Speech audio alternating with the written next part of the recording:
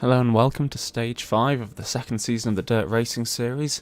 It's the final stage. It's been building up for the past 2 weeks to this. We've just had the Stage 4, the Richmond Worlds course. So we've got the back-to-back race and we're going into the individual time trial here on the Harrogate course. I'm going to be following the lower B division. Just going to kind of get a little look at the standings. Firstly, we're going to have a look at the team standings. This doesn't include the last race, the Stage 4. We'll take a look at those results for you so you can see how things are lining up. But going into today's double header, it's very, very close at the top. We have Dirty Sprocketeers, the winners last season, currently in first place with 57 league points. WMZ Bouncers just behind them with 56. And then Dirty Hungover in third with 55 points. So very, very close at the top. We've got Talk Dirty in fourth, possibly able to move their way up into that podium. But it'll be a big ass, similar with Dirty Sprocket of Tuesday. And Dirt Prime down 6th, Dirty Work in 7th, WMZ Blues in 8th, Wang Frang B in 9th, WMZ BBs in 10th, Dirty Mitt in 11th, and Galaxy Orbit in 12th.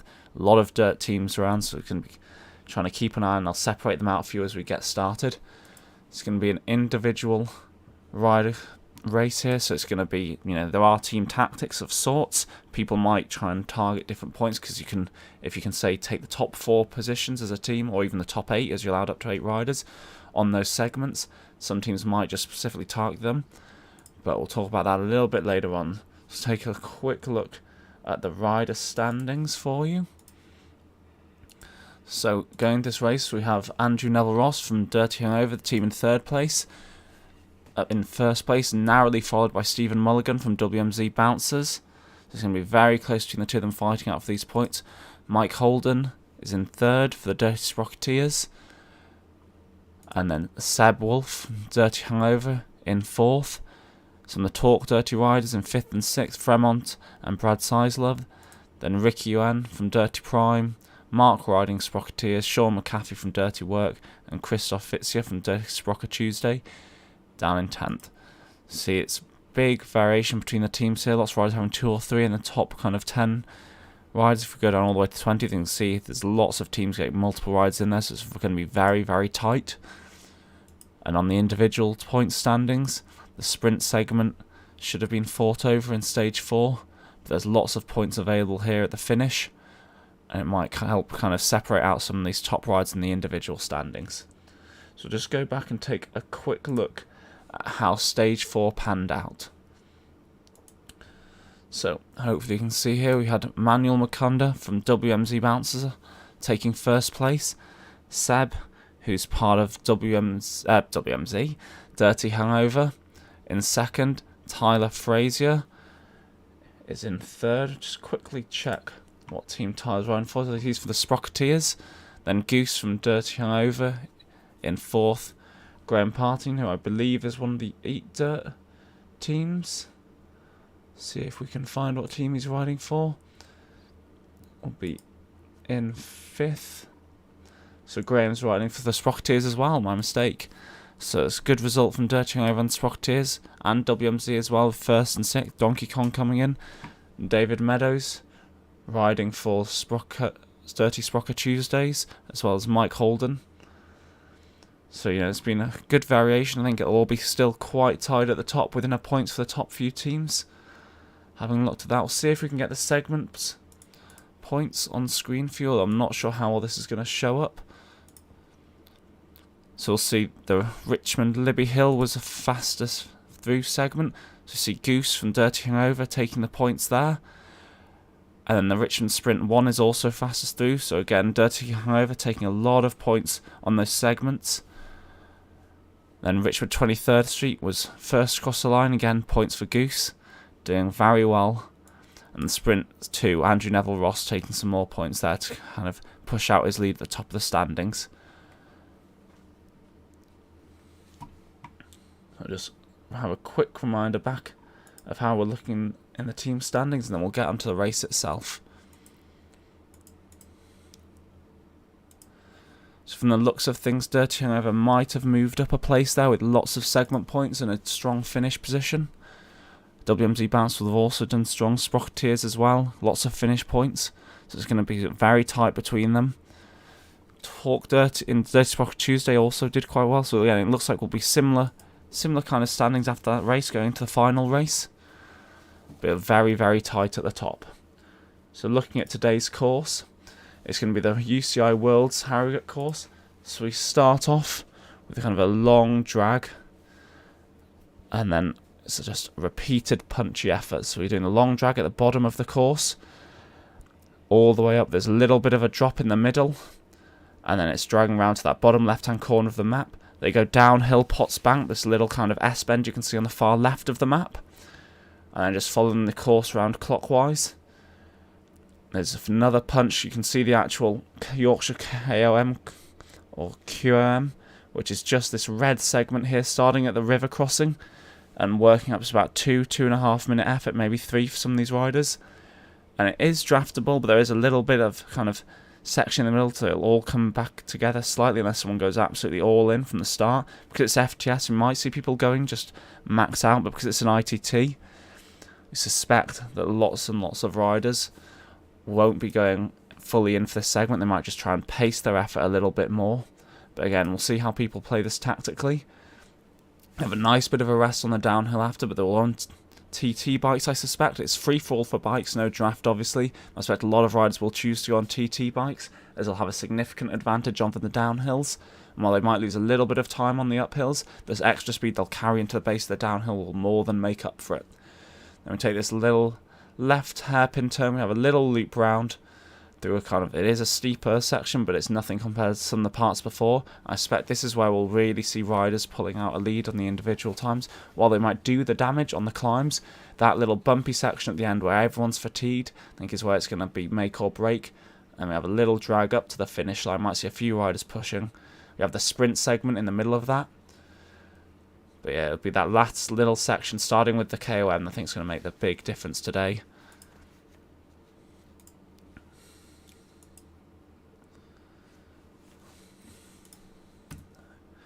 So for those who weren't aware, I might just get it up for you again.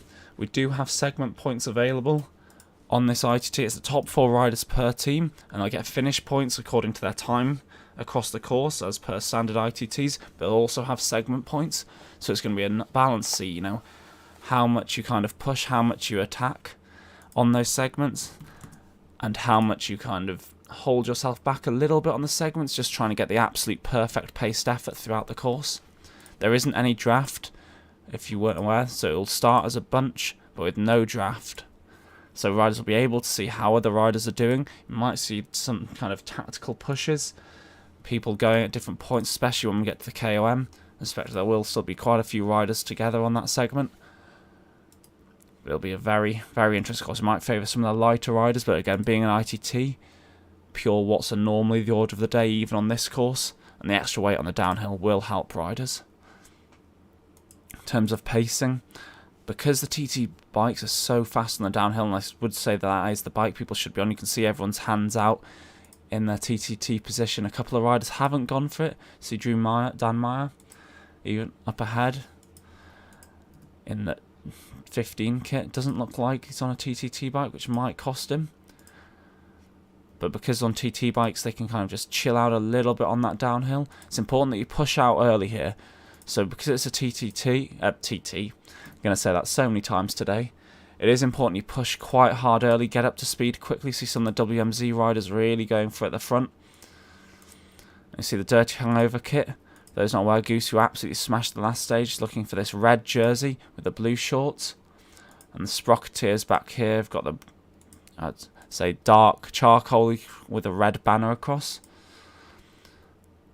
Yeah, you see 2 riders, Goose straight up the road with Fairburn from WMZ. I think Fairburn's going a bit too hard, similar with Goose on this 0%, but they want to get up to speed early and then just settle into a pace. So they already have a 3-second gap over the group, and the rest of the group is largely all together. Everyone's doing a very similar pace here, and you don't want to go too hard too early. And you kind of, because it's an ITT in a fixed category, so these riders are only going to be capable of a certain effort. Going above that will get them disqualified, but more importantly, they're going to be at their limit and won't be able to do it. So it's all about how they pace this as you come into these 3% sections. So I'd expect to see riders maybe just pushing 4 watts per kilo on this 3% section. It's not going to be the steepest bit we faced today, nowhere near it. But you want to be just above kind of average here. It's a difficult conundrum though. With this course, just see if we can just get it up on screen for you. With this course, it probably doesn't show you the gradient particularly well, but so much of it is up or down, and so on average it isn't necessarily going to be flat, so you need to adjust kind of what you're doing at what percentage accordingly. And for a lot of these riders, they'll have sheets in front of them or general targets. At this percent I want to be doing this number of watts or this watt per kilo, this target or this gradient I'll be doing this percentage. But others, I'll just be following the group, just trying to keep towards the front of the group. And a lot of riders do kind of treat it as a bit of a group race almost, where they'll just hold a position towards the front, just try and match what's going on, whereas others will go in with a clear plan. And because you start onto a hill, you may not notice it as much, but on a lot of individual time trial, where it's a mass group start, you'll see some riders just drop off, they'll get up to speed and then they'll just drop back towards the group, while others push on competitively, fighting all those around them. Others will have a plan and they'll just stick to it. And that's always, I think, the way to go on courses like this. I know there's the kind of motivation of having other riders around you, but it's far more motivating in the ladder section when you start to come back through riders because you've paced it well. And hopefully most of these riders can get through the first section quite well. So you see Goose up the road with Fairburn from WMZ, and they are taking a bit of a gap out now. See Meadows from the Dirty Sprocker Tuesday riding this kit, and Donkey Kong, who's riding for WMZ, just leading out the rest of the rides. There's a lot of them here. Big Negs and Yuan from Dirty Prime. It's a nice little group here, and it just kind of continues back down the road. Final ride here, I don't want to let too much of a gap go here, but again, it's riding according to plan. Start to slowly increase the gradient. You might be able to see on the mini-map in the top right, just following how we come on the gradient sections. This bit looks a bit steeper than some of the latter sections, but it really isn't. We come in, we have a little bit of a downhill. I think what's going to make a lot of difference for riders who are very closely matched today is who gets the downhills right. It's really important that they don't totally drop to zero. So there's no super tuck on the ITTs when you're on a TT bike. Those who aren't on a TT bike will have super tuck, but because they're going to be by themselves, it's possibly not going to be beneficial to super tuck. A lot of the testing has been done at doing, say, 0 watts versus like 3 watts per kilo. And, you know, if they're pedaling on a TT bike on the downhill at a decent, amount of power, they're going to be quicker than a super tucking normal bike. A super tucking normal bike, if they have draft, would be a different case. But there's no draft enabled. So a couple of riders out of the saddle here. Wonder if that's an incorrectly set FTP. So normally you see that when you're doing double your FTP, I believe. Riders just getting out of the saddle and pushing, which can be quite off-putting for those around you because it looks like they're about to sprint.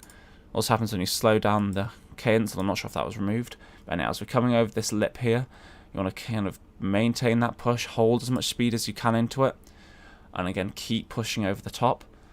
It does sound a bit like, you have to push everywhere, but it is important to push over the top. So see Goose here doing exactly that, just accelerating into the downhill, and as you see hitting these apex sections, you should really drop down. And there we go. Not quite super tuck level, just keeping the legs spinning, but not too much. See Fairburn just doing a little bit more than him on that downhill. We see both of them on their TT bikes.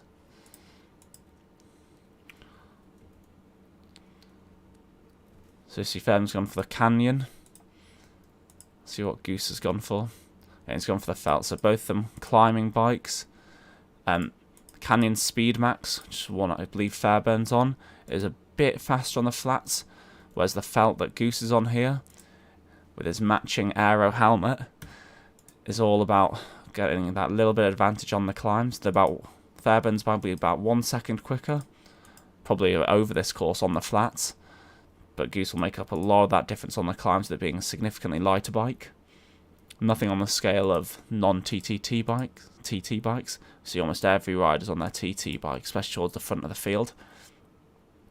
But that gap is really starting to open up to the two of them.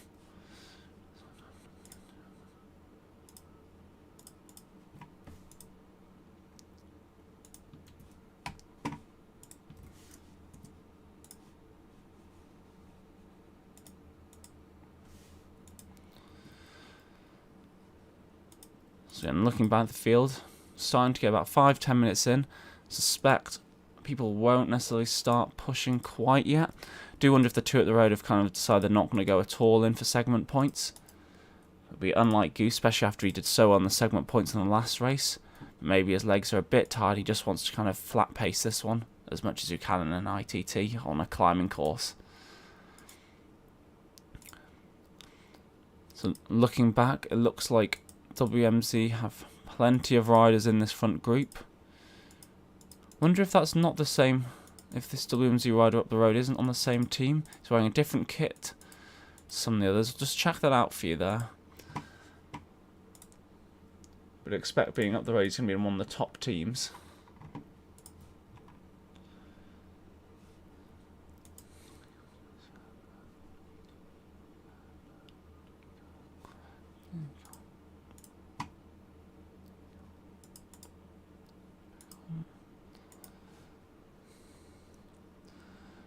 Okay, so it looks like these two riders, Moncada and Don Kong, aren't actually riding for the leading WMZ team. They're riding for the Blues team, who were down in 8th place. But Fairbairn up the road is riding for the Bouncers, as is Pickles, just down in here in 8th place. So we come around this right-hand bend for a little bit of a rest.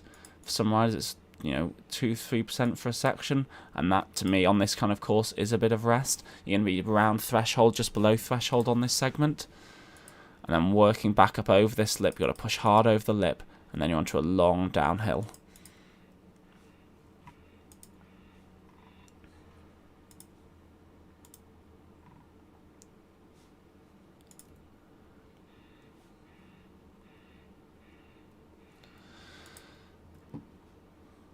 See again, Goose really pushing into downhill. I'd suggest you might be doing just a little bit too much work.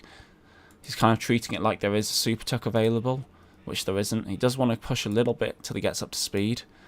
But on a downhill like this, where the percentages rise up massively, just wants to really chill out. It's just he gets down even lower here. It's 0.5, if not less, watt per kilo, whatever he can do without accidentally going to 0.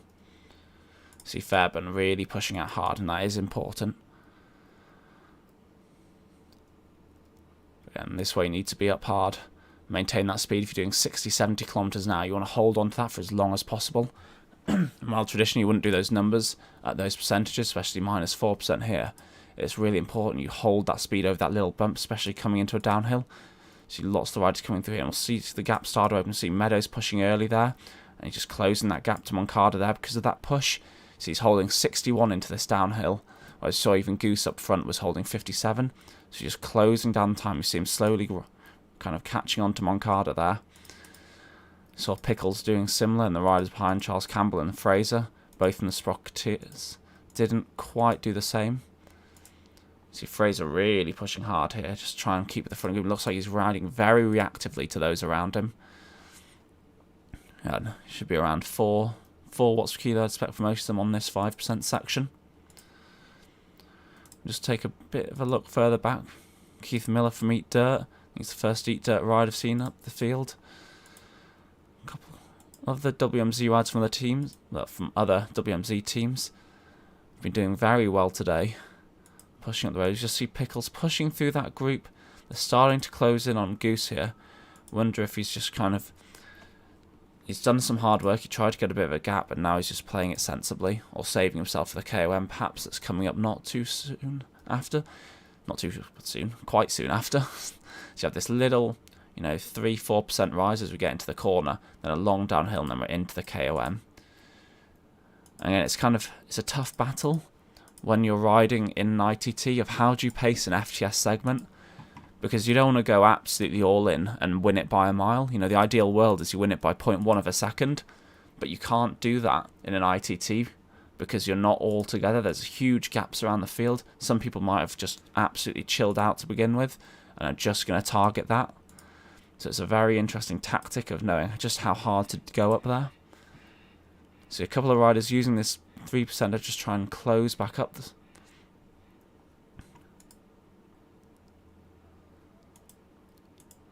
See, Yuan's dropped back a little bit, same with Big Negs, for both these sturdy prime riders. Just on the tail of what looks to be kind of, I wouldn't say it's a front group, but a front bunch. It's just about 5 seconds up the road from them.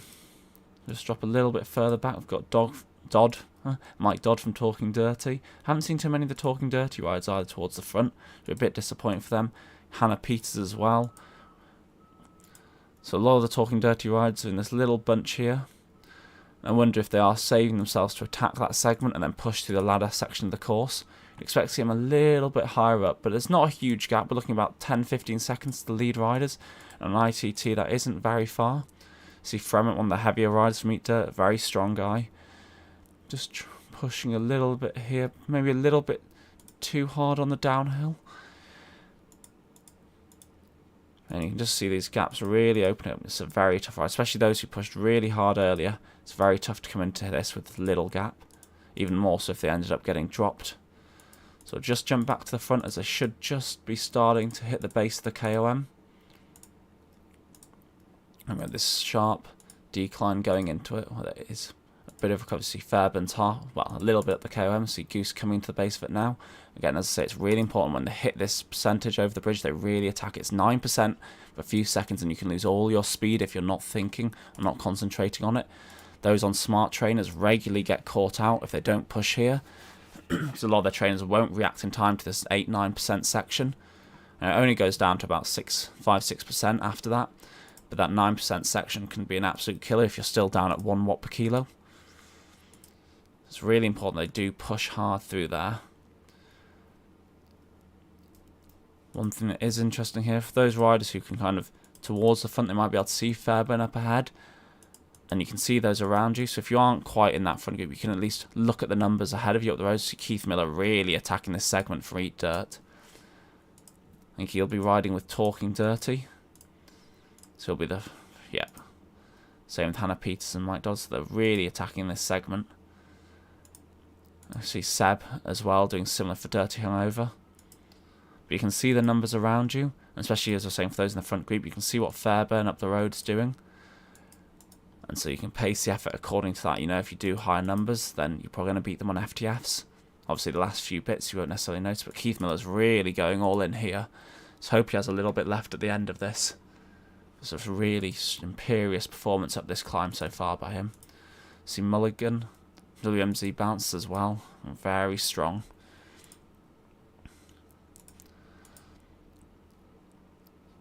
So Mulligan's currently after stage 3, 1 point behind Andrew Neville Ross on the KOM standings. So I wonder if he's going for that individual points position as well as obviously focusing on for his team. I think that'll mean a lot to him, hence this real big push up here.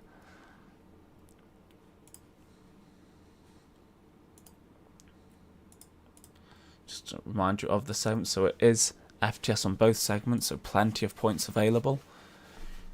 You know, taking 2 of them gets you about halfway up the finish positions. If you can take first in both of them, although one's a sprint, so it's going to cater to different people. See Fairburn just starting to approach the line. It does settle down the percentages a lot here.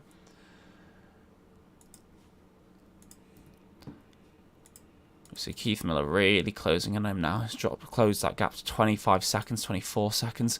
Doing really well. But see Fairburn's done very well there towards the top, but he did seem to blow up a little bit, hitting around 3.84 watts per kilo on some of the steeper sections.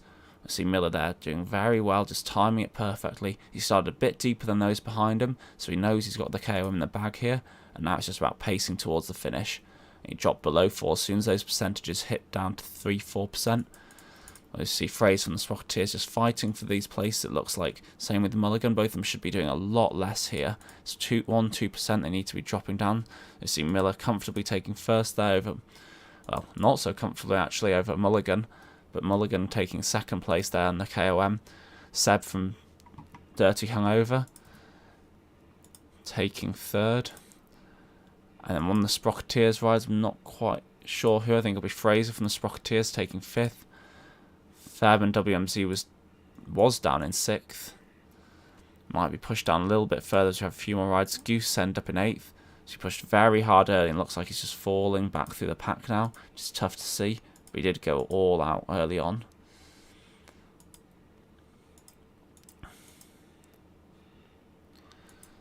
Expect those top 10 times now are unlikely to change, so it's a good result for Talking Dirty, with first Hannah Peters there coming through in 4th. Oh, I see another, I'm not sure who that was. Leal from WMZ coming through with an absolute monstrous time in 1st place. I wonder if they've just targeted just the segment points. Possibly that's to push down other riders. But I've smashed a strong result from WMZ there. And as well for Talking Dirty. Sprocketeers taking a couple of points, not quite as much as Dirty Hungover. It's very tight going into it. So as you hit the base here, you have these little 9% here that's important to push hard through. Again, people are starting to be thinking about the sprint that's at the top of this climb. You've got to push hard through this first section. See Fraser from the Sprocketeers closing down Keith Miller from Talking Dirty. Fairbairn looks like he has a significant advantage up the road still. Be interesting to see how he's doing in terms of cat limits and effort. He must be very much hurting at the moment.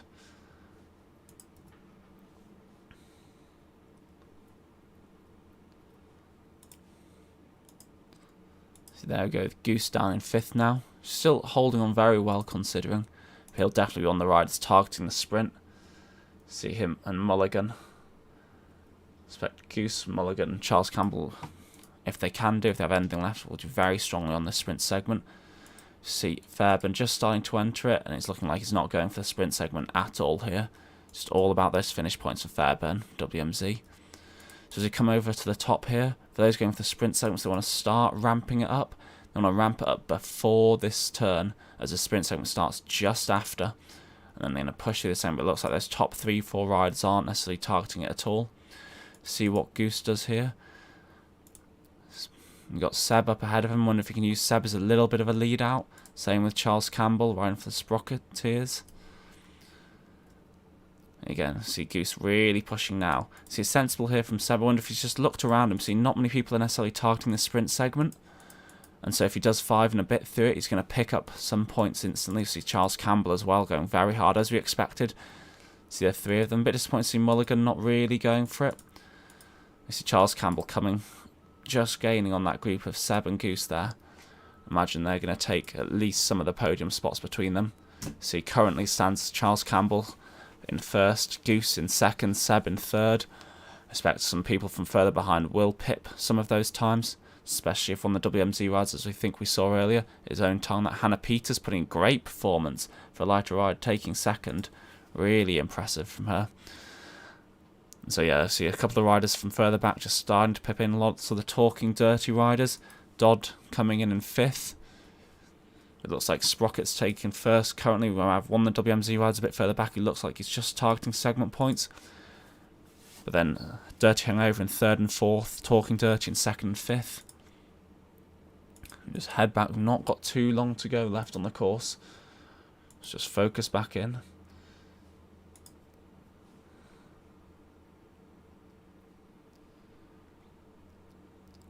See Fairbairn just pushing out through the section. He has dropped down a bit, 3.2 watts per kilo here, which is, oh, but he's pushed up there. It seems very lagging behind on power, which again will hurt his effort. That gap's starting to close down, but 15 seconds is a long time on a ITT, so unless he totally blows up, he should still be taking that win. See Keith Miller chasing down Fraser, the Sprocketeers. It's going to be a big fight between the two of them. And we've got a little bit of further gap between this group of 3, which it'll be a bit more than a group of 3 now. So we have Moncada from Dirty Blues, Seb from Dirty Hungover, Pickles, and Mulligan from the WMZ Bounce, who are in 2nd. Then we've got Campbell from Sprocketeers and Goose from Dirty Hungover. So lots of top 3 riders, and this could very well be what decides the podium. And the overall lead standings. See Fairbairn's going to come through here. 12-second gap. Fraser is starting to close it, but he's doing a lot of work on these downhills, which is unnecessary. At this point, yes, you're wanting to close that gap, but Miller's just behind him. He's going to be watching every move. Miller's just playing a little bit more sensibly on the watts per kilo front and timing his effort. We turn this left corner, just a little bit down, then we turn a right corner. It gets really steep. I expect we'll see some people starting to sprint a bit for the line here. See Fairbairn up to about 5.6. Again, you want to be doing a little bit higher than that if he has anything left, but it's to this huge performance so far, it's unlikely. See Fraser pushing hard. Miller just coming into the base. Suspect these standings will probably stay unless Miller can pull out a big effort out of the bag here to close down Fraser the Sprocketeers. He is holding it. Miller's doing very well here, and then we have a long drag into the finish. It's going to be very tight between the two of them. We'll keep a rough eye on that, but follow this tight group here. See Seb's just started to drop off from Dirty Hive, which just leaves two of the WMZ bouncers in there. Then Goose for Dirty Hive and Charles Campbell for the Sprockets, along with Moncada from Dirty Blues. So all of them pushing up quite hard here. You want to see people doing a little bit more damage there, though. You see that just coming through the line, Fairbairn's going to come through and take the win, deservedly. So fair play, just chilling out here. He's got no need to do any more effort. He knows he's taking it. See Fraser carrying on pushing, just trying to hold off Miller, but that's going to be our 1, 2, 3 positions for you.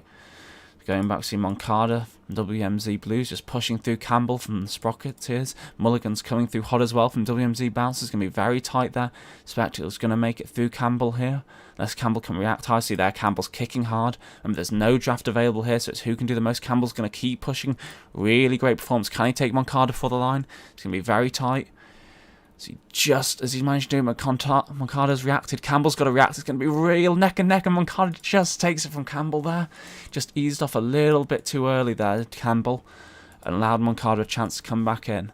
A lot of riders are too kind of used to the draft system. Once they're through, they think that's going to be it. They're going to fly through, but it isn't quite there. See, Hannah Peters, after 2 really big performances on the segments, pushing through hard, chasing down ridings from the Sprocketeers, talking down, I don't think she's quite going to make it, but really good performance there. We follow it back. Dodd coming through from Talking Dirty. Fremont as well. Mactac from the Dirty. I'm not sure which Dirt team he's riding for today. Just get up the finish points just so you remind of the standards, though most of you hopefully will know where it is by now. See a couple more of the Sprocketeers coming through. Brian, then Chris Fitz here of Dirty Sprocket Tuesday. Another Talking Dirty rider. See a little fight between the Dirty Prime riders here. Not sure they're being chased down by anyone but themselves, but you know, bragging points are out here. Then Mark K from Dirty Hungover. And just got a long stream of riders heading back. See Obi-Wan here from WMZ Blues. And it's PK from Dirty Work. And it's all about who can give a little bit of a kick. On these 2%, 3% sections, a little kick of 8 watts per kilo or so is enough to easily take you a place. But it's very hard to ask them to do that at the end of a long, hard TT. See WMZ Bouncers rider Blair trying to push again and just beat out Andrew. Neville Ross from Dirty Hungover. See Neville Ross coming through, but he's not going to be able to quite make it. That's again going to be interesting to see how those points fall that way in terms of the overall team standings. See another one of the Sprocketeers coming through. Looks like I think we probably had the top 4 from all the top teams now. WMZ Bouncers, Sprocketeers, and Dirty overall having come through the line now.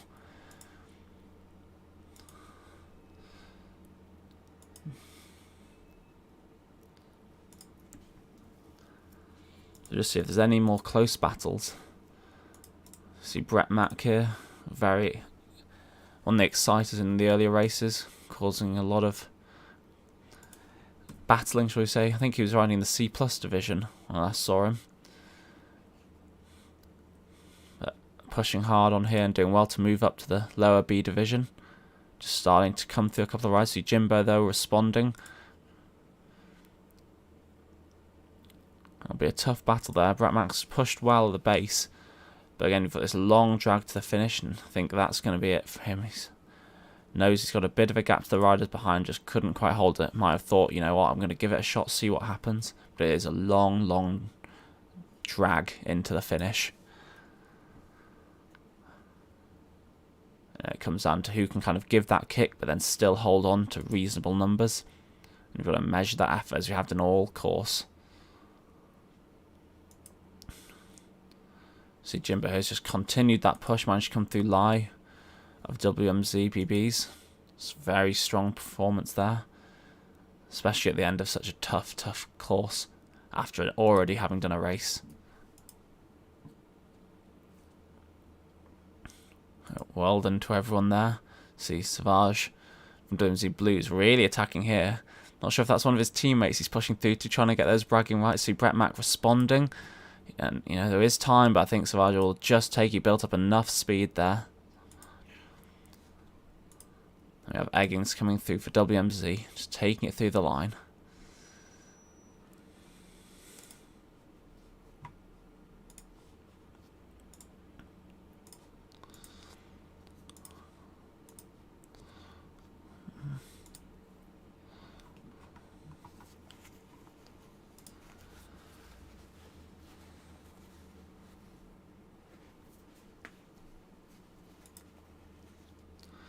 So we'll try and get some results on screen for you now.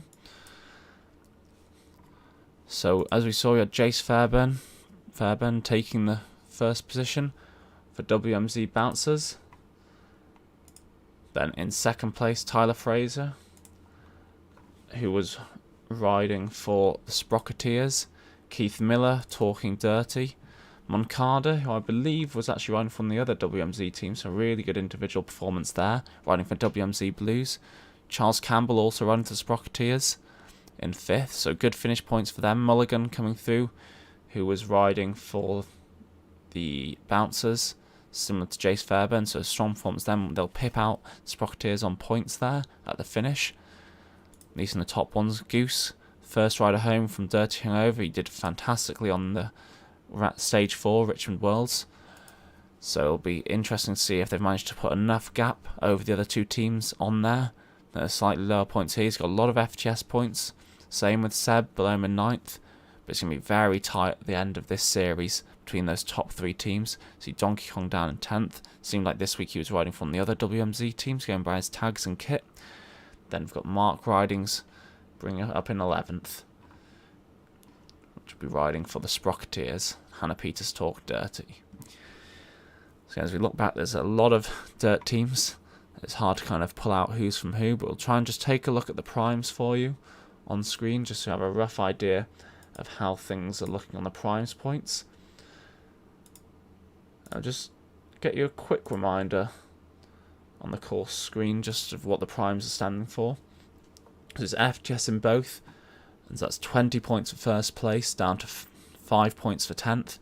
Very much weighted towards the first, second, third. Obviously, it's an even-ish weighting, but those first, second, third points will be really impactful. All the way down, it's 2-point gap all the way down to 6th, an additional point for every place after that. So really important to try and pick up those top, especially first, and they'll make a big difference in the overall standings. Just getting the primes on screen for you. So let's see if they've loaded. There we go.